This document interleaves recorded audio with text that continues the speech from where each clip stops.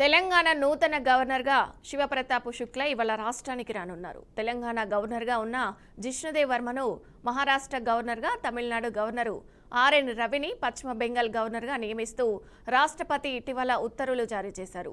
ఇక ఈ క్రమంలోనే తెలంగాణకు నూతన గవర్నర్గా నియమితులైన శివప్రతాప్ శుక్లా నేడు హైదరాబాద్కు రానున్నారు.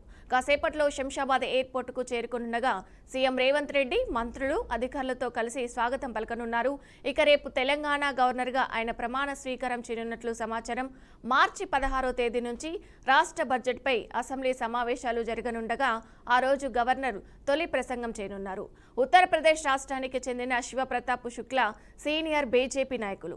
గతంలో కేంద్ర ఆర్థిక శాఖ సహాయ మంత్రిగా పనిచేసిన ఆయన రాజ్యసభ సభ్యుడిగా కూడా సేవలందించారు.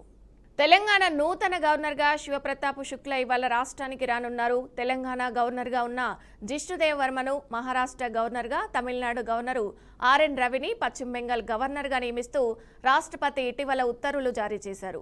ఈ క్రమంలోనే తెలంగాణకు నూతన గవర్నర్గా నియమితులైన శివప్రతాప్ శుక్లా నేడు హైదరాబాద్కు రానున్నారు. కాసేపట్లో శంషాబాద్ ఎయిర్పోర్టుకు చేరుకోనుండగా సీఎం రేవంత్ రెడ్డి, మంత్రులు, అధికారులతో కలిసి స్వాగతం పలకనున్నారు. రేపు తెలంగాణ గవర్నర్గా ఆయన ప్రమాణ స్వీకారం చేయనున్నట్లు సమాచారం.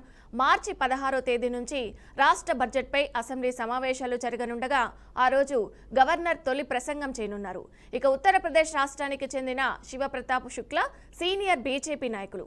గతంలో కేంద్ర ఆర్థిక శాఖ సహాయ మంత్రిగా పనిచేసిన ఆయన రాజ్యసభ సభ్యుడిగా కూడా సేవలందించారు.